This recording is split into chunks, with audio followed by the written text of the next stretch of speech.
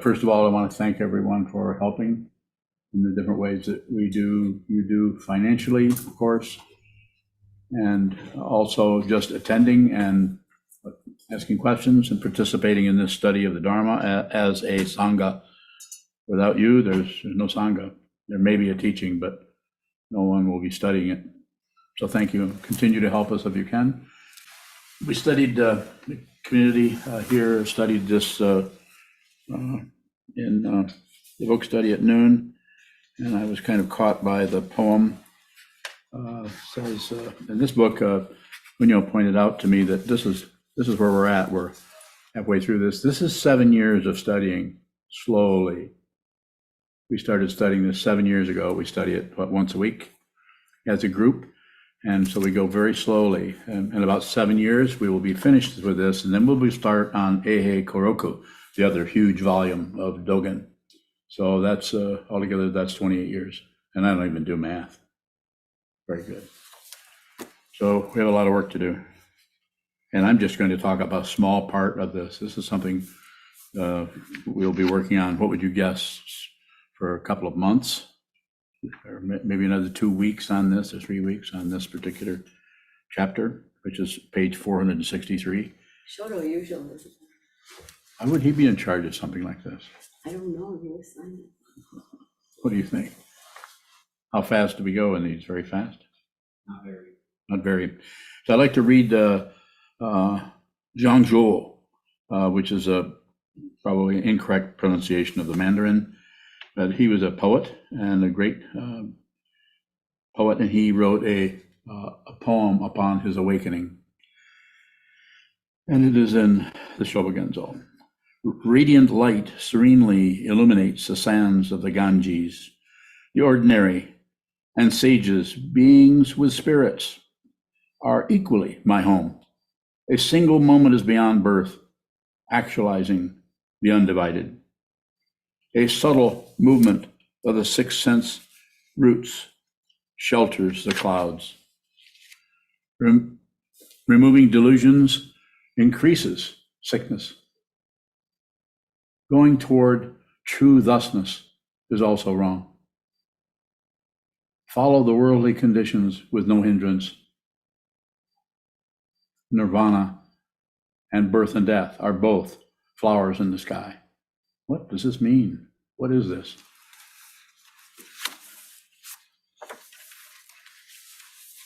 I don't know. But I'm going to talk about it anyway.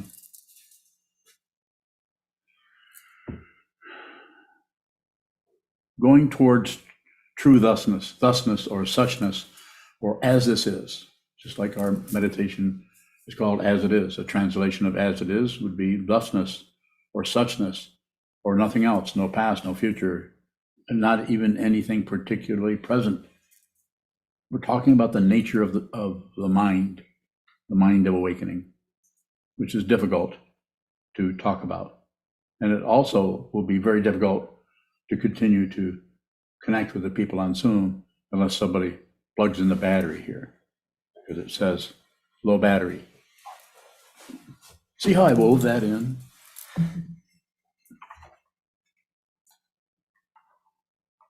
Follow worldly conditions with no hindrance.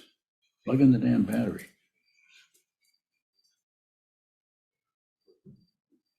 So going towards thusness, or trying to go towards the conceptual ideas and structures that are handed down to us by the teachers down through the centuries, and especially Dogen. He talked out of both sides of his mouth at the same time. He would say something and he would be speaking about the relative and the absolute at the same time. Flowers in the sky. That cannot be explained. So I'm just going to explain thusness instead. You can ask questions about the flowers in the sky, and then together, we need two wings. So even though there's no two things anywhere.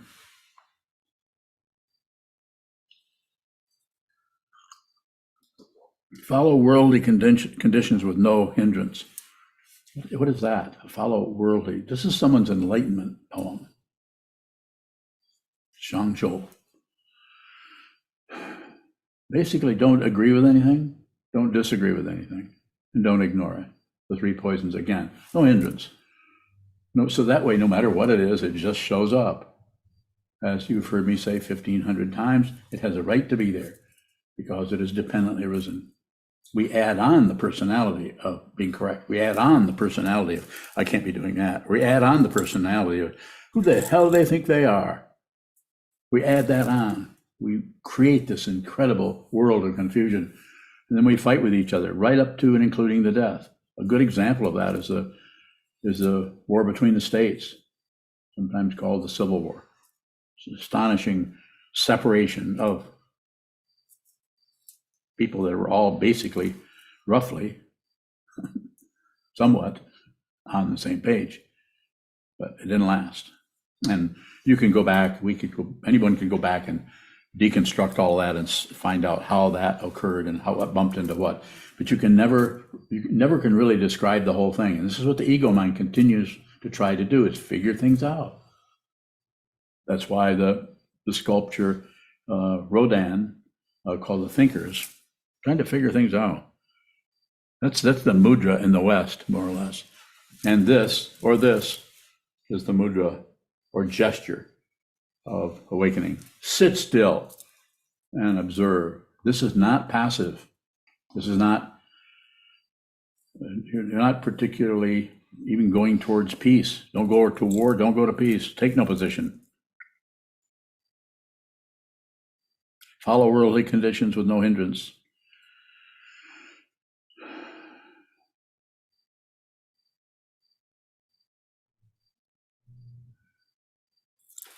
And to go towards thusness, or to go towards your idea or anyone's explanation of what ultimate truth is a mistake.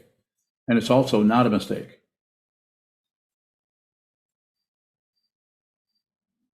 And actually to see that it's a mistake and it's not a mistake is true thusness. And it will not support that part of the consciousness that is self-centered and wrapped up into a solid illusion of me and what I'm afraid of, and me and what I agree with or like or support. Big misunderstanding. Has to be done initially with the thought process, with the thinking process, evaluation, so on, or with poems that spread out in words, even though it's a translation from the Chinese.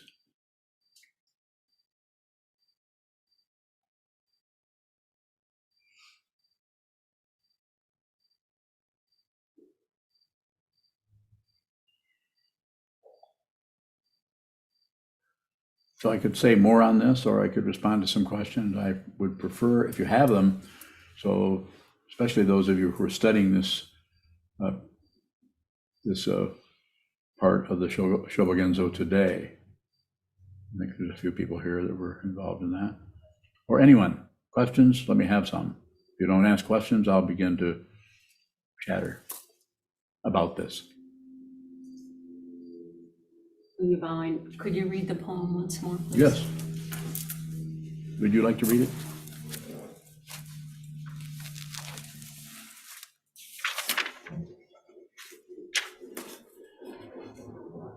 It's on 2 pages, as perhaps you know.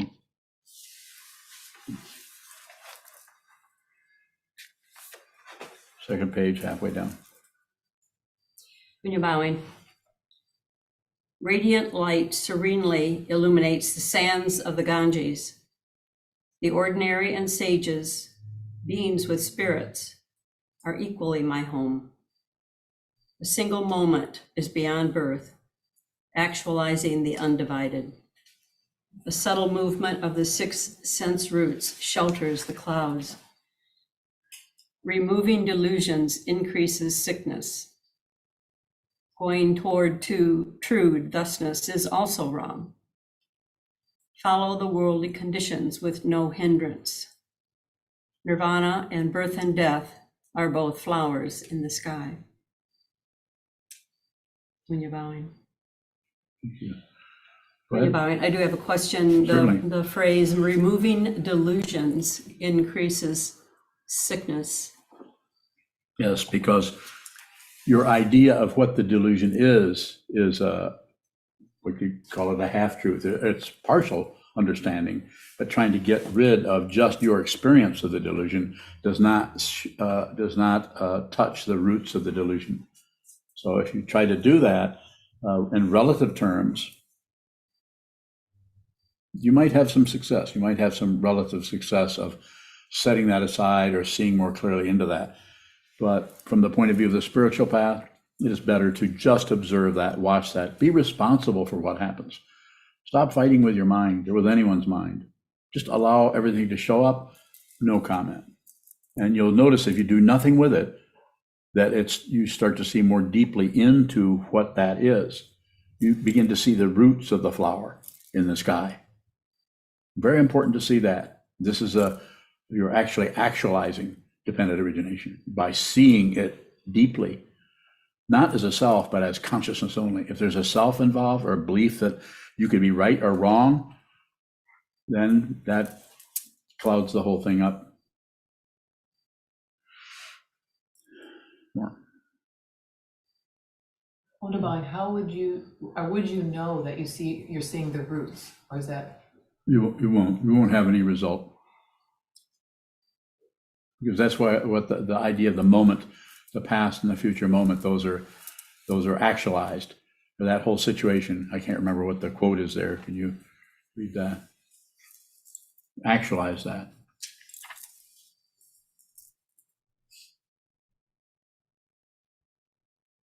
A single moment is beyond birth, actualizing the undivided. It's a way of pointing towards the realization while allowing the concepts to just kind of fall off the ship. The ship is an illusion. It's a flower in the sky. But we need that. We need that imagination. We need that projection of imagination in order to understand more deeply how consciousness works. The one I often use is the alligator in the kitchen. Maybe it's a crocodile. It's an alligator.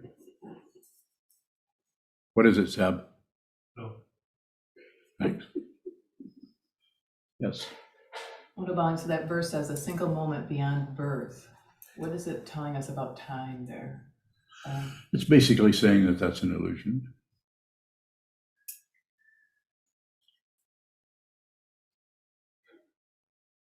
Because we imagine we're going from here to there, and it's so strong, it looks like we were in the hallway 10 minutes ago, and now we're in here. And we fabricate all that based on belief that there is a body and that there is a mind, and that's us. So that's me, and I'm doing this, I'm doing that, and we continually lay out a past and reinforce something that happened 20 minutes ago. But there is no 20 minutes ago. That's an illusion. That's the part of the illusion that we have to reinforce and fabricate in order to feel like we're somebody going somewhere, instead of it being seen as it truly is, flowers in the sky. This is why that kind of an image is used, because you can't do much with that. Or, of course, you could come in and say, well, flowers in the sky, the hell's that about? Go ahead, Chisho. Shōbōgenzō. There is a line in the poem that you read. It says, a subtle movement of the 6 sense roots shelters the clouds. Now, when we read the commentary just before you joined us, That's Dogen's commentary, right? Yeah, Dogen's commentary. Thank you. Dogen seems to be more focused on the movement rather than the sense fields. So I was wondering, our practice is to watch what moves. Yes. So what does this movement, subtle movement, shelters the clouds? So what is this movement sheltering? And what are we doing in our practice by watching what moves? By watching what moves, you are eventually, takes time. We're in a physical form. We're in the human realm, the realm of desire. We have to work from where we're at. It takes time to see that. So you are watching the very nature of confusion and delusion, the movement. Nothing ultimately, and this has been said way before I showed up, Nothing ultimately happens. If you think it happens, then you're relatively correct. Things do happen. There's someone who's born relatively and someone who dies relatively. But who you actually are is not born and therefore cannot die. But you have to see it, and this can be seen as the consciousness is in a human form or showing up in a human form. You can see this. So more about that, the clouds part and what's being covered up, however you want to ask it. Shōbōgenzō, so by watching what moves, if that's the nature of delusion, the sheltering of clouds, is it pointing to delusion then, Bhavin? It's pointing to the delusion about enlightenment. It's like Dharma Mega. This is the 12th of the 10 bhumis, which I don't talk about much, but since you asked the question, that's what shows up. Dharma Mega, cloud of Dharma. Even the 10th bhumi is still a cloud. And most of the people who have Dharma names here, or a lot of them do anyway, have cloud names. And if they're not fluffy enough, I give them mountain names. Or maybe I don't name them at all. I think you have a hammer name. I think I'm the only person I've ever given a hammer name to. I still don't know why I called you a hammer. Do you know?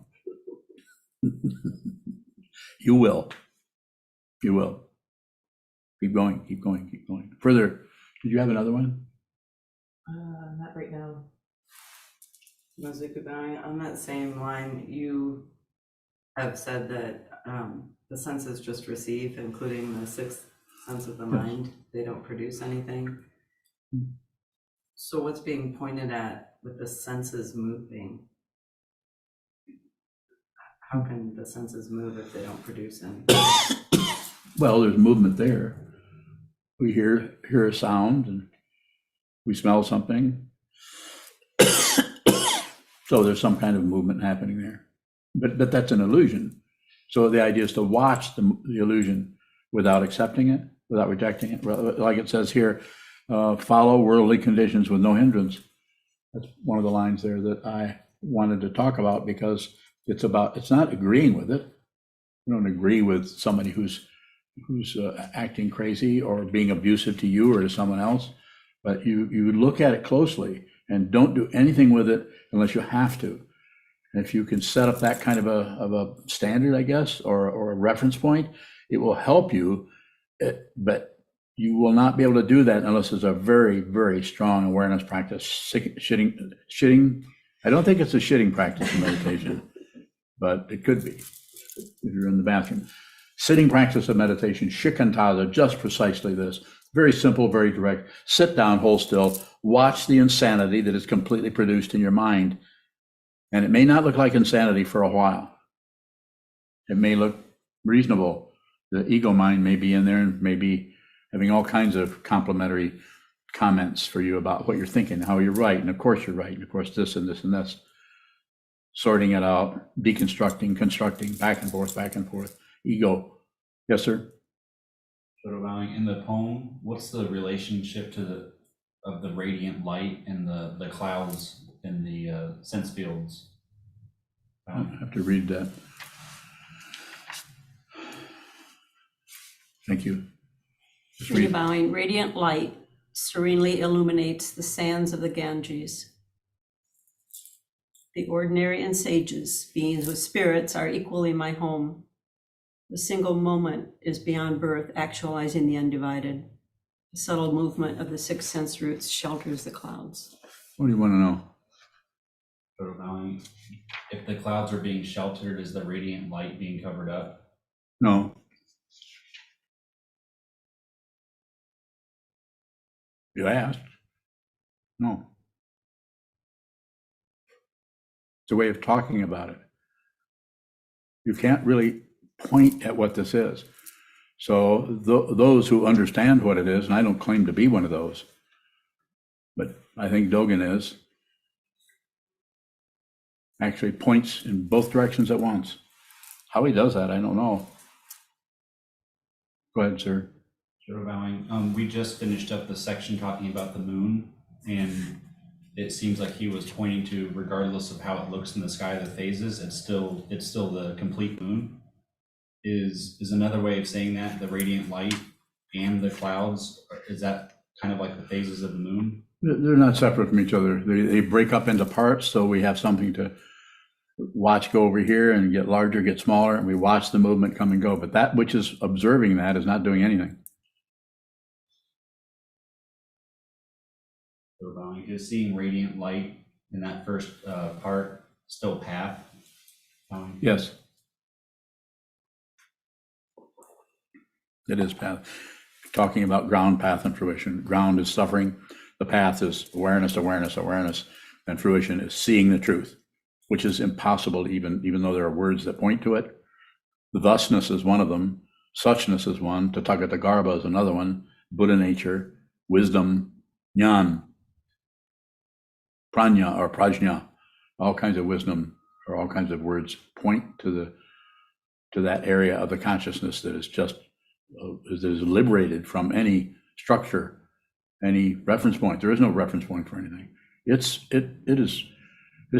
worse than you thought and better than you thought. It's worse because this self-centered organism that is happening here is very, very temporary.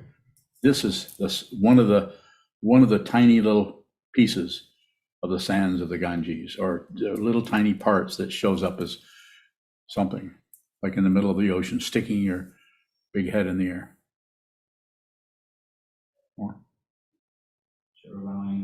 Is it path?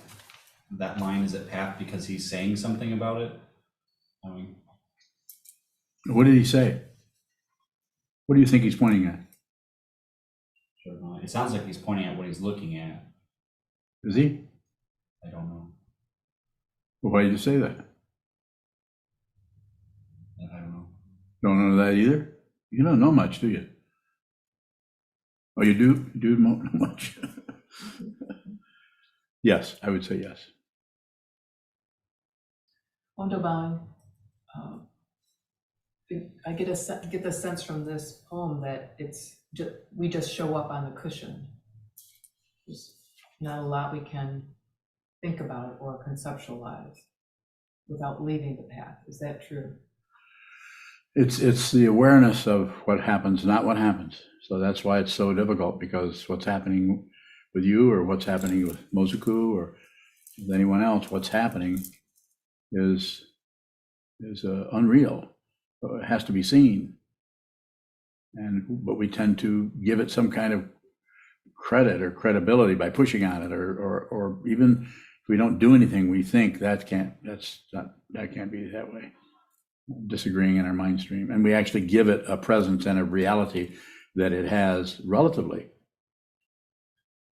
But the spiritual path is about seeing right through the relative truth, that pack of lies about what this is, mistaken identity, and seeing the truth. And when you see that, you'll see that everything is not separate from that realization. So all the duality comes apart. Everything comes apart, and there's just this, sometimes called thusness or suchness or. Yes.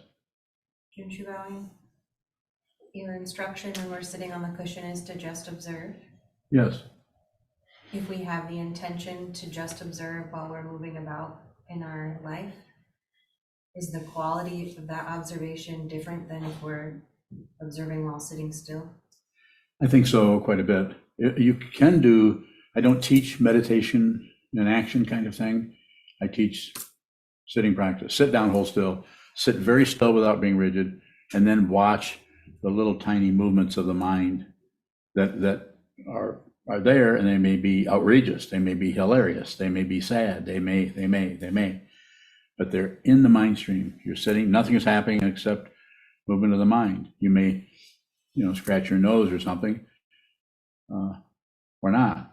But when you get up and move around, the body-mind situation that are not separate from each other, it's very difficult to discipline yourself in sitting meditation and action without reinforcing the basic illusion or misunderstanding that there is a separate self who's understanding things. It gets reinforced. I don't teach it. I was taught that and I practiced it for many years. But I teach out of what I'm looking at now. I don't teach out of what I was taught, and not directly. Is that can't be Andre's in here?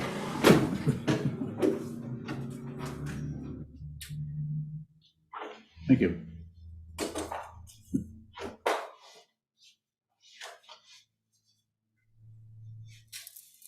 Back here first. Bowing. Is the observation while being still more thorough than if we're moving around? It's more obvious. It's more possible. I would say it's more possible that you will see. You just watch what moves, and nothing will happen with what moves. You see that it's dependent arisen. You begin to understand praticca samutpada or dependent origination more deeply, but it's still a relative kind of thing that you're working with there, and so you're still trying to find right and wrong and so on. Whereas if your body is not moving at all, then it's more obvious that there is an observer of that movement. Whereas when you're moving around, the intensity of the illusion is just more concrete and powerful. You can't really do this in your mind. You do it with your body. This is real. What do you mean everything's an illusion? I'll show you an illusion. Come on up here. You see what I'm saying? People will do that. People who are completely insane want to prove that this is real and their feelings are real, and they're not about to let you accuse them of anything. They will show you how bad they feel, sometimes to the point that they actually take other people's lives. They feel that bad. And I'm saying, hold still. Hold still. Return to a very fundamental aspect or quality of consciousness, which is stillness. You can't really do that because when you sit really still for years, you eventually see all the little squirrel cages running around the digestive tract and the heart beating and your mind chattering about this and chattering about that. The consciousness is not doing anything. And the consciousness that is observing the movement, eventually, when I say eventually, it separates, but actually it's never been the same as that. And it's also never been different than that. So you can't track it down relatively. It will not produce a relative statement or idea that will confirm any of your conclusions about it. Any conclusion, the very nature of delusion is to conclude anything, because you leave everything else out. Are you listening to me? Hardly. I can tell. If you're in this room, listen. Listen. Further question? You're welcome. Yes, sir. Is thusness talking about a quality of just this? Again? Is thusness talking about the quality of just this? No, it's still path. There may be something happening there in that area as far as the quality, seeing that there's a simplicity that's in front of us. But it's worse than that because it's devastating to the imaginary self, the ego. It's terrifying, it's painful, and you may not want to do this. But once you've started, better to finish, as my teacher said. Very difficult. The upside of that is you're liberated. You are no longer a prisoner of emotions or feelings. They may still come and go. They just can't find an emotionator anywhere. They can't find anybody that's going to agree with them or vote with them or do anything. That doesn't mean it isn't painful or it doesn't hurt. But the very nature, as we were taught by the Buddha in the First Noble Truth, was life is suffering. He didn't say part-time. He didn't say a little bit. He didn't say kinda. He just said, if you're really unlucky, it's suffering. Suffering, frustration, disappointment, dissatisfaction. Or It feels to me like thusness is taking a step back from just this. Is that a misunderstanding? just another way of saying it. It's just thus. It's just thus. Or you could say as it is. None of those words really are it. They're just pointers to it. It's like just a pointer. It's not the actual situation. If you see or if you understand wisdom, you see what it is, all the pointers fall apart. And they only show up if you run into someone that might be helped by that pointer. and you'll remember it. And you might repeat that to them if you have permission to function as a teacher at all. Don't teach if you don't have permission. Do I have permission from you? Then I'll continue. I mean that. Yes. Sokuzan, with the six senses, is delusion primarily rooted in the thinking mind in the six?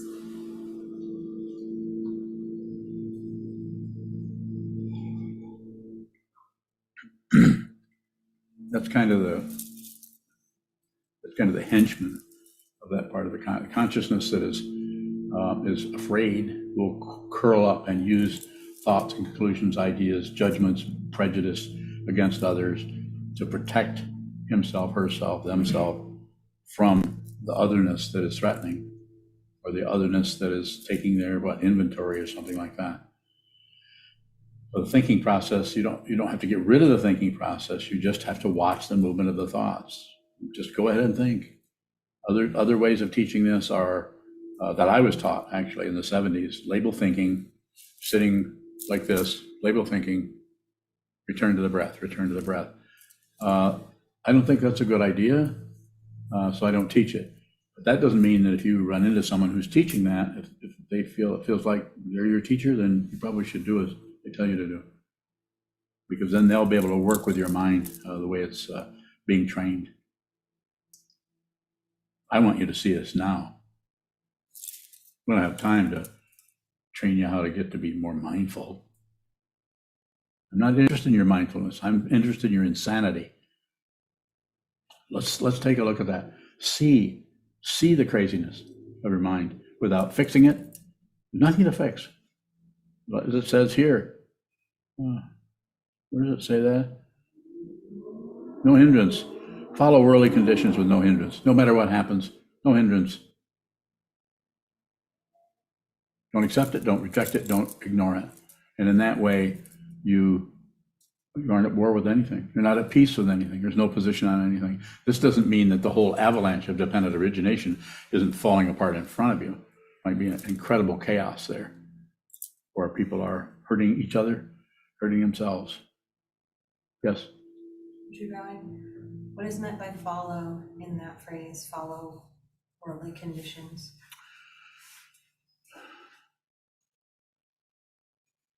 I just about, in order to really know, to respond to that, I'd have to maybe look at the original,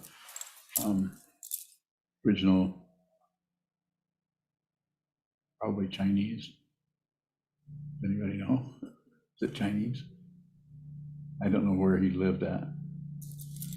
Probably have to look at the original language to get an idea, but it could just be observe. That's the way I would, if I were translating that, I wouldn't say follow. I would say observe. Observe worldly conditions with no hindrance. Just observe, just receive them. Follow them. In this context, maybe just follow them. Just watching what's happening, like following a tennis match. Do you do that when you watch tennis? You ever watch tennis? You watch tennis? I have a recommendation for you when you watch tennis. Do not go back and forth with the ball. Look at the net. Is that funny? Just look at the net. Less neck problems that way. Go ahead. Shōbōgenzō, you had a response to a question of mine in that book study today. And I understood you to say that if I see someone being uncooperative, that's my projection onto them. If someone were to like confirm, yes, I was being uncooperative, is that still my projection that I'm seeing? Somewhat. What is it you want to know? Everything's a projection.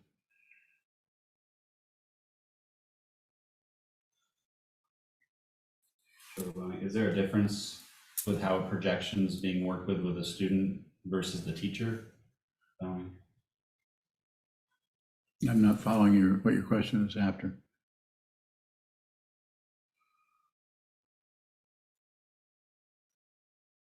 I'll have to look at it. Well, teacher has projections too.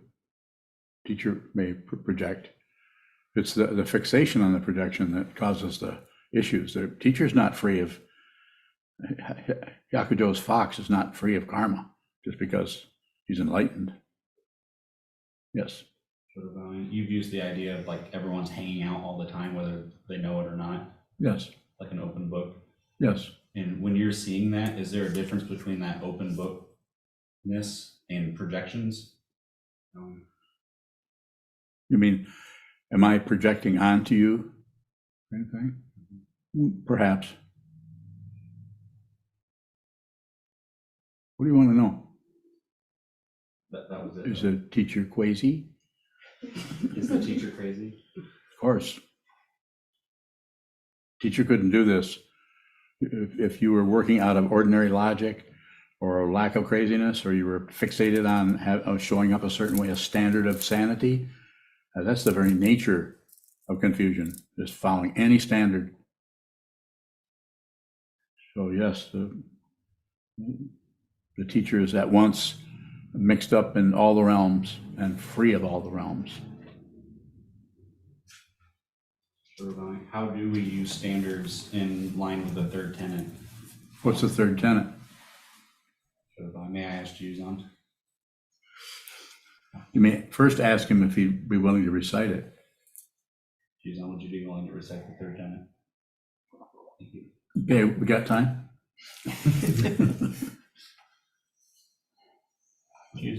As consciousness finds its own form, it can actually disown territory and may lose or gain any implied parameters or of personhood or otherness without acceptance or projection. Though they are observed, nothing is gathered, nothing is held, nothing is rejected. This includes any and all forms, uniforms, and traditions of the Buddhist Dharma. In this way, the path is always open to be what it is, as it is. Consciousness always finds its own form, with and without status, with and without location. What's your question? On that line about the uniforms and traditions of the Buddha Dharma, it sounds like you're acknowledging that there's some need to use the standards, and Yes. There would be no Buddhism here if there hadn't been 18 schools break away from the whole structure of the Buddhist teaching when he passed into parinirvana. All those schools more or less ensured that this would keep going. Everybody has their own opinion about everything. This will even happen in this area, but not to that extent. This is not the Buddha sitting here. People have different ideas about what was said here. You can't avoid that. No need to avoid it. That actually ensures that there's some kind of root going into the ground of what? Relative truth. Just like all the different traditions in the Zen traditions in ancient China and Japan, Korea are all quite somewhat at odds with each other, but all talking about the Buddhist Dharma, Pratitya Samutpada. Everything's dependent. Just the way they work with that is different. More. thank you. On Divine, I'd like to go back to that line that says a single moment is beyond birth and actualizes duality, I think. Is that the second? Actualizes, no, The undivided. the undivided. Which is just the opposite of what you thought it was. Okay. So that was all you wanted to know? On Divine, another question. How is this an enlightenment poem? Is this explicating what he has seen? I assume he. It's just kind of a commentary, perhaps, on kind of what he's been through. He sees that going toward true thusness or suchness is wrong. Going toward ultimate truth is incorrect. But also not going towards that is also incorrect. Any position is incorrect. That's basically what he's saying. And this, apparently, we haven't talked to him, but it looks like what he's doing there is expressing how the consciousness that wrote this is using words and phrases to say that you can't find this anywhere. You can't find awakening. There are no traces. There's no quality. If someone awakens, There'll be no proof. They won't need any proof, because the consciousness that used to be attached to a self with a personality and ideas and identities and opinions and so on and beliefs is gone. This doesn't mean you don't have some suffering going on, but you don't have any views on anything. Even the view of the Buddha's Dharma is gone. Everything is gone. This is taught. The path quality of this, when it starts to show up, is taught as shunyata, or emptiness, emptiness of self, emptiness of other. But those are still concepts. Until the realization comes, you might need to use those. When the realization comes, you won't need the Heart Sutra. You are the Heart Sutra, even though you can't recite it.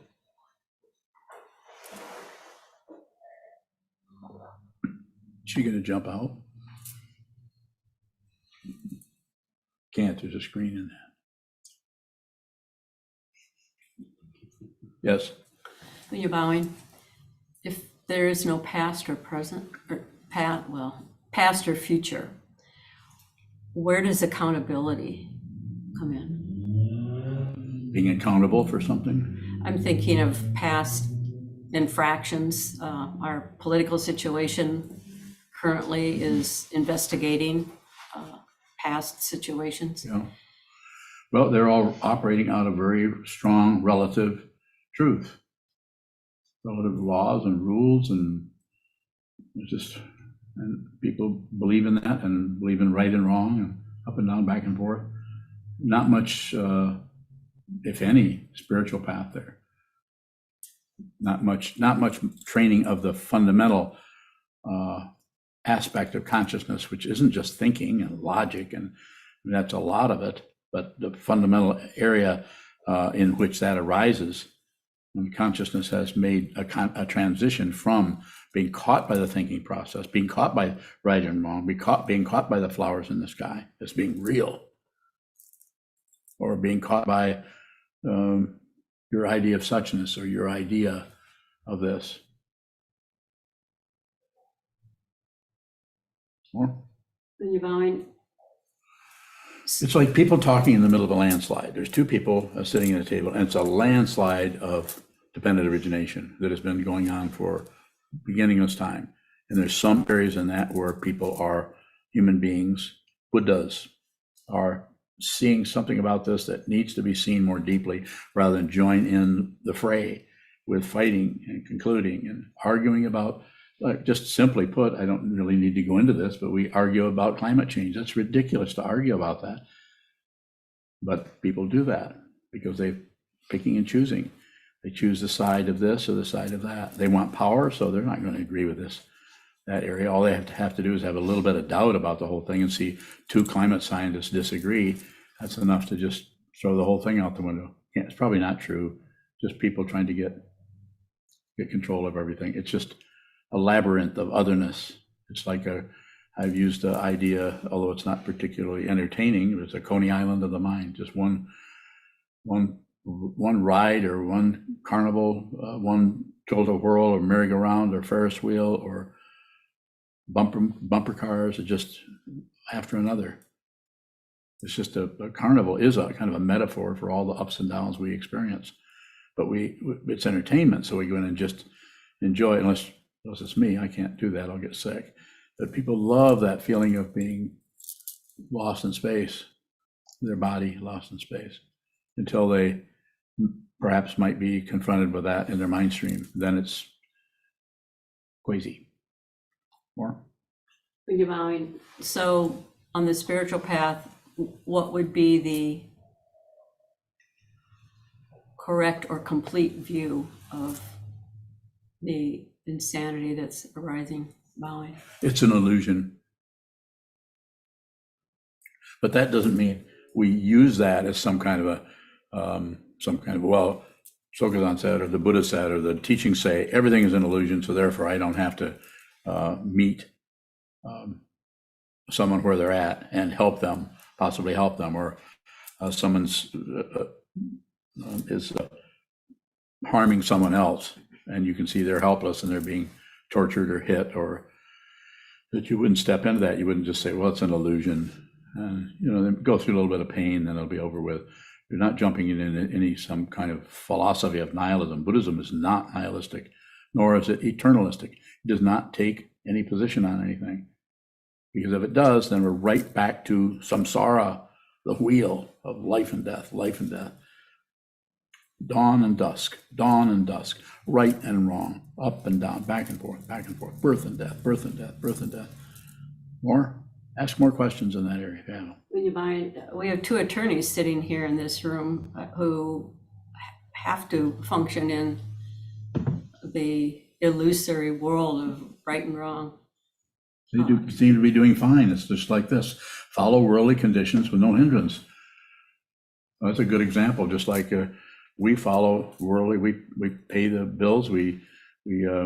If a room needs painting, or we have an apartment in Ratna, we're going to be painting that. We have to shell out $600 to get that painted. So that's worldly. We don't just let that all go because we don't need to have a clean apartment, because that's just worldly stuff. Take no position on it, but just relate to it. Follow or observe worldly conditions with no hindrance. That's all we're really doing. Doing the best we can relatively, without anything extra, any extra judgment or propaganda or bullshit that we're trying to control someone. More, please. It's a good area. And you're bowing. So what would be an indication then that we are locking down on those worldly conditions? Any demand, especially if what is happening is triggering your feelings in such a way that suddenly you get indignant about it. This is ego. Even if you're right, even if you're correct, someone actually did, because what are you ignoring? The intense suffering that person is going through, and they're trying to get rid of their suffering. And instead, no, you want to have your suffering respected. You want to be the one who's right. More. Don't stop. Well, can't you make a demand to know the truth? That's what you're doing when you sit on the cushion, face the wall for 8 hours. That's as close as you're going to get to a demand. Sit down, hold still. It's a transcendental form of stubbornness. Sit down, hold still. Watch the craziness, watch the illusion, watch the mind crank it up, shut it down, open it back up again, over and over and over, until you eventually see the very nature of consciousness, which cannot be seen because it has no existence. Consciousness does not exist. This exists and it's going away. This exists and it's going away. This body exists and it's going away. All of these bodies, we're all dying. You already know that. Sickness, aging, death, the last part of the 12 links on the chain of existence.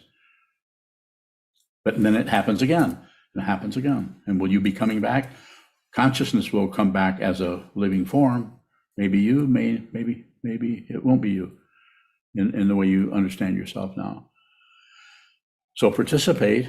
That's why this poem is amazing. It's saying don't leave. As one of the old sayings in Zen is, before enlightenment, before awakening, chop wood, carry water.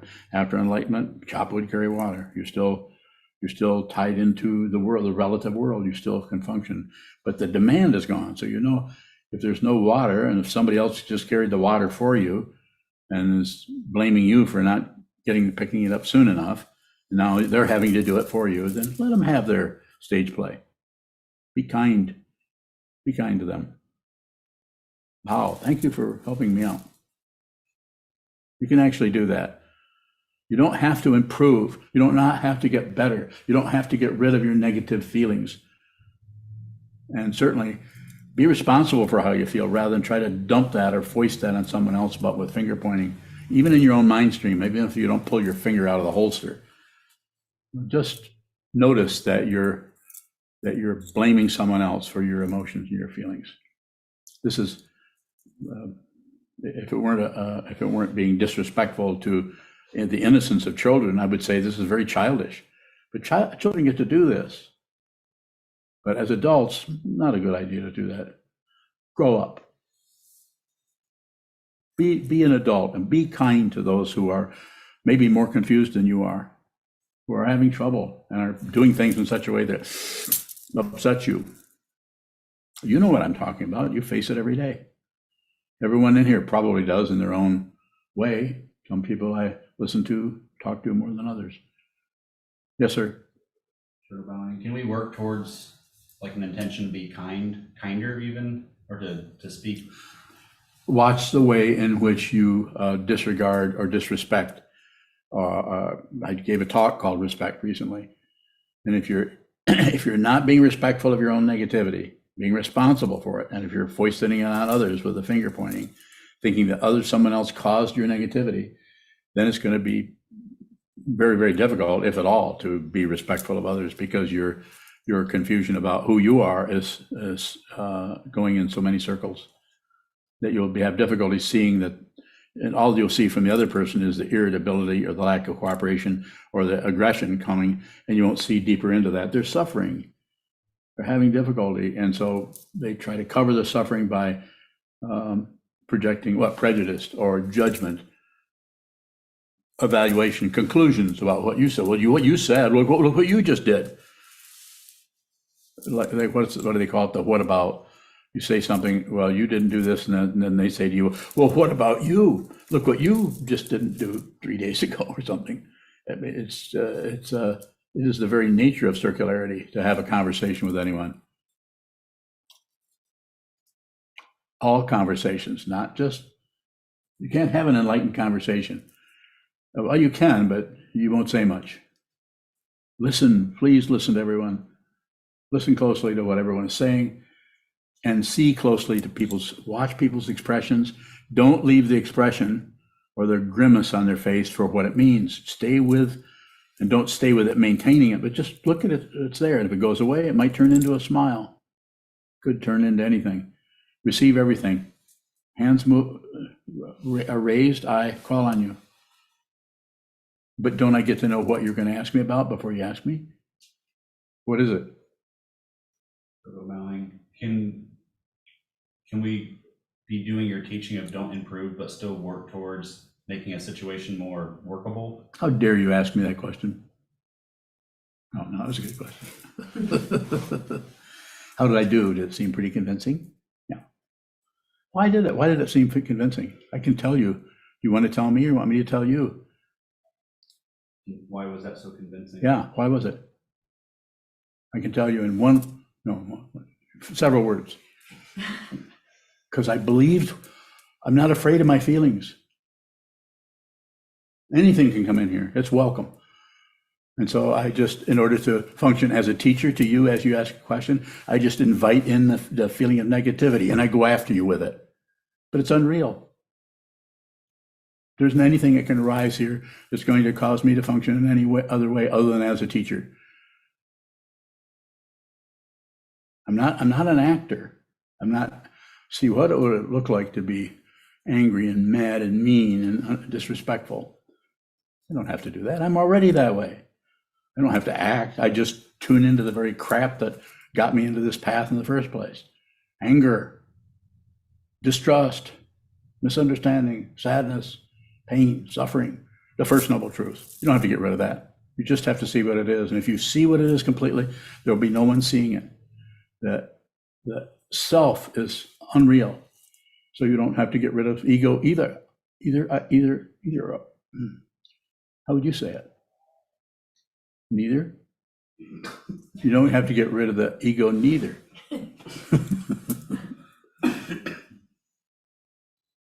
Remember Groucho Marx? He had a cigar that would go like this. Yeah, I don't. I just wondered if you did. More? Thank you, bowing. I think you just mentioned we may not see someone's suffering if we just see their anger or irritation. Yeah. What if we do see their suffering and we don't care? Very good question. I could say quite a bit more on that. If you have some further question on it, but I would say, don't worry about that. Don't try to care. That's part of consciousness that you need to see. This is not unusual to see that someone is miserable and just not care about it. But because, you want to know the because part? Because you're trying not to care about how you feel. And so practice on others. You're not separate from others. You're not separate from anybody. So I wouldn't say, oh, don't worry about it. Just the fact that you can ask that question tells me you're already contemplating it. You're looking at that. And you're probably saying, what? Why do I feel that way? Is that what you're saying?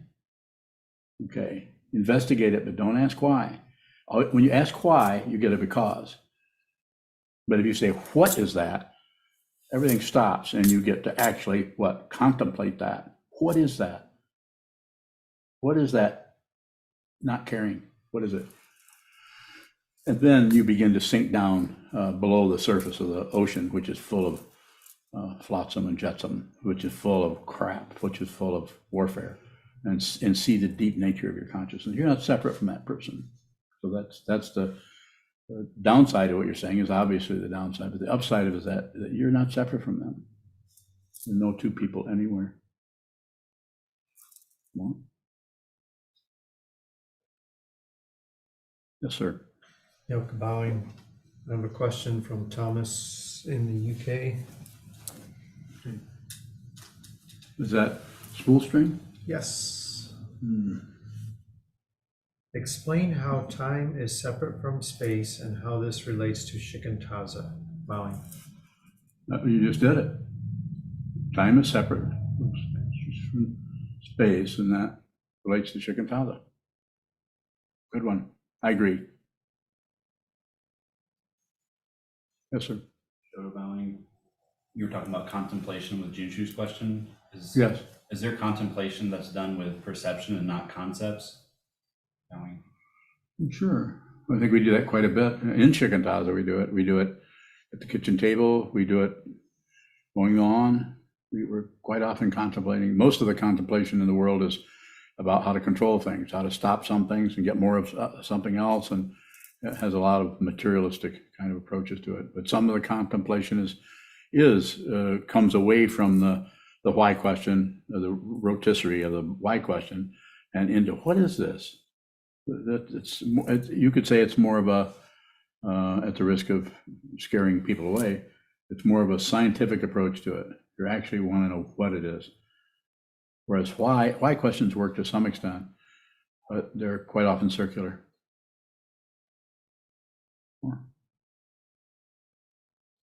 It's not really a question, but I've just noticed over the years, it's almost as if you contemplate with your eyes, like with the aviary, you need the space actually opened up so you can see it. Yes.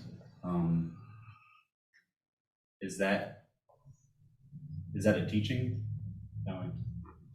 I'm not, what do you mean, is that a teaching?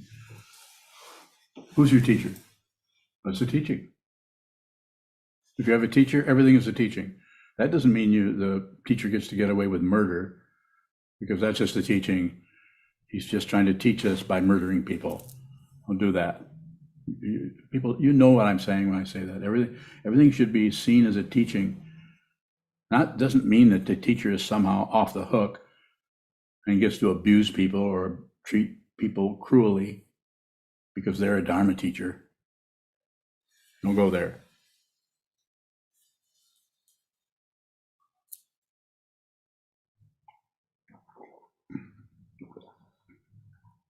Yes, sir.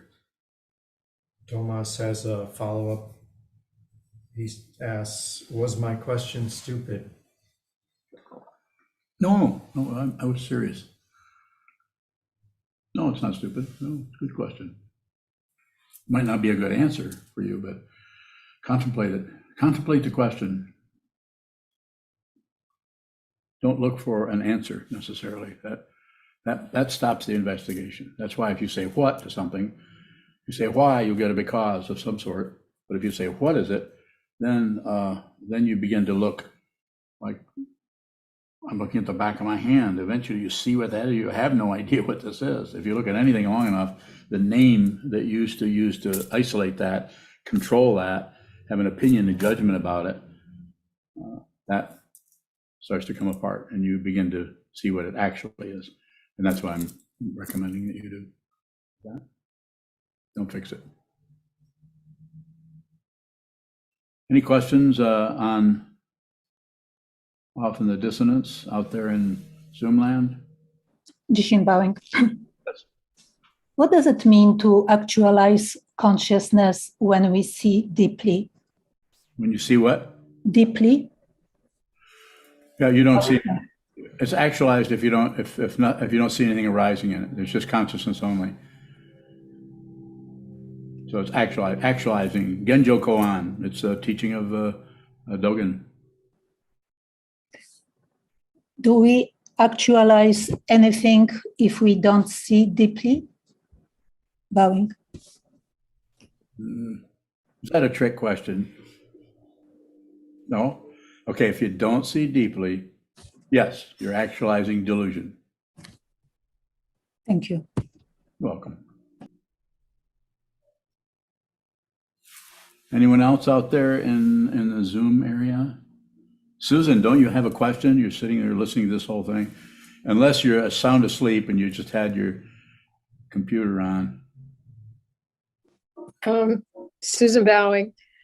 I'm not asleep yet, and I don't have a question. Thank you, Bowing. Well, thank you for attending. It's good to know that you're here. How about Michelle or Michelle's kitty cat? Michelle Reed? We have no questions. We're just absorbing. Okay. Let's see, who else can I pick on here? Chazan, do you have a question? And are you feeling better? I am feeling about the same, and I guess just Jun Shu's question, something around that. When like you're in a position where you need to be able to function, but you're finding that sometimes it's hard. Like for me, it's like a loss of patience. I'm just not interested in going through the process. How to continue to work with a situation when the energy just seems to shift. So it can be quite complicated, quite a labyrinth there. So I think it's situational for each person. Needs to be a lot of sitting meditation. I'm very biased in this area. Without sitting meditation, very difficult to work with this, because the tendency of the ego is to want to figure it out or find out what's wrong or look good, or at least look good to yourself. At least you're doing this, at least you're putting effort in and all of that. And I would say it's just a matter of continuing as directly as I can, responding to your question. First of all, I'm sorry you're not improving any in how you're feeling, and it'll be difficult. But to come back to the question, I just think it's a matter of continuing. Just continue to return to the vow to be with all things, save all beings, put others before yourself as much as you can. A lot of that just is seeing how you can't do that. Just like Jun Shu was saying, this is a genuine situation that everybody just, you see someone is having difficulty or suffering, but you just kind of tired out, or you just don't care. That is a conclusion that is based on belief in separate beings and otherness. You can't overcome it. You can't throw it away. You can't tip it over. You can't just not believe that. It needs to be looked at. It's awareness. So this is why it says in the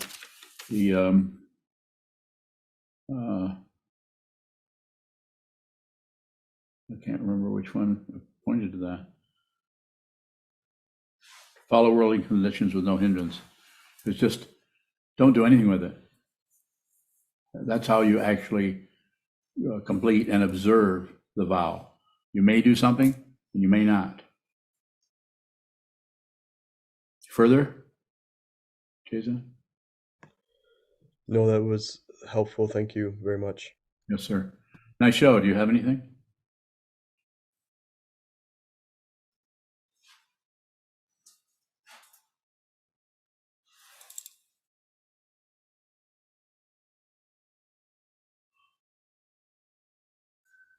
Next Siobhan, just knots in the bottom of my feet. Oh. Thank you. Did you hear what she said? Did you hear what she said? What'd she say? Just knots in the bottom of my feet. Yeah. Knots in the bottom of your feet. Yeah. Bowing. I have a question. She showed us her foot. That's rare. Actually have a knot in the bottom of your foot and have somebody stick their foot in your face. Thank you. That's very generous of you. My question is, what's the difference between a teacher? What's the difference between a relative teaching person and a teaching person on this path? How can I see it's not separate? Bowing. Okay, what was the kind of teacher you, relative? Yes, just a school teacher. for Yeah. example. Yes. Well, one is teaching out of relative truth, how to do multiplication tables, or how to work with formulas, or how to learn and understand some kind of case law as an attorney would have to study, or I mean, just any number of relative that have an actual relative support to them. They have a beginning and a finish. They have most of those are very linear. They have a starting place, and then you teach something, and then you remember it, and then you're able to apply it. How to do a full paper for origami is a very simple process, but it has to be taught. It's pretty hard to figure that out on your own, not that you couldn't.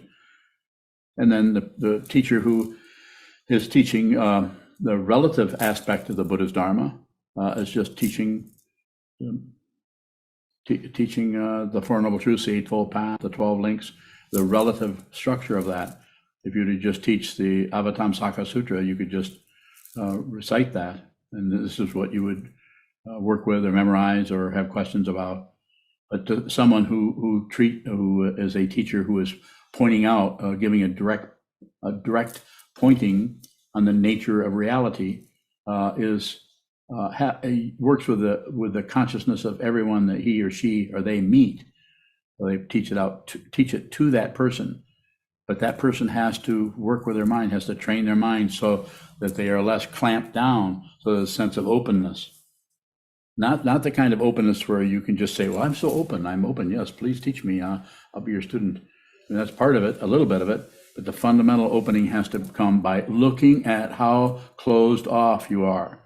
So with a true teacher, in order for them to work as a true teacher, there has to be a true student, someone who is willing to learn the way that the teacher is teaching. So you have to have that chemistry. You have to have that kind of connection. You either have it with a teacher or you don't. And if you don't, then you may not ever find a true teacher. But if you do, then give the teacher the benefit of the doubt and work with their suggestions or their recommendations for how to train your mind. So did I get close to what you're looking for?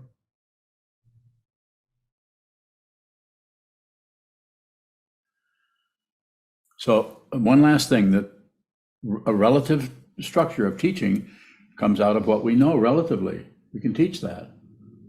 We would all pretty much agree on it. Some of us would not be able to understand very complicated abstractions, say the kind of work that Zhang does, working in the way he does. What would you call those?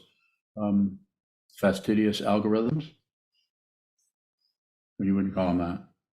Would you call them something else? What's a general description of what you work with in a day? Problem solving. Okay. So the true teacher is also a problem solver too, but their way of doing it is to say, you solve it. And don't figure it out. Go and look at the nature of the problem. If you, in the spiritual path, if you see the nature of the Four Noble Truths, you see the nature of the 12 links, you see the nature of what's being pointed at by this, you will eventually see there is the basic misunderstanding is that there's a separate self and a separate other. This causes the warfare and the peace there. And it also supports all the other relationships we have. Love and hate, hope and fear, life and death, all those polarities are seen through, and we see that we're not separate. That actually what is alive here would go away, but what is actually here, consciousness, doesn't go anywhere. You've actually transcended this world without moving an inch. And so the teacher who's teaching that, they can't teach it unless they're students who are on that frequency, or they sense that there's something this teacher might be able to help them with. Might be difficult, especially if the teacher's not promising anything, and sometimes is even acting like he doesn't like you. That's the teaching I got. Otherwise, I wouldn't be here.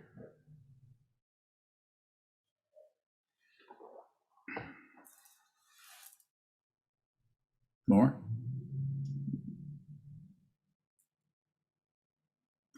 Okay, I think we can.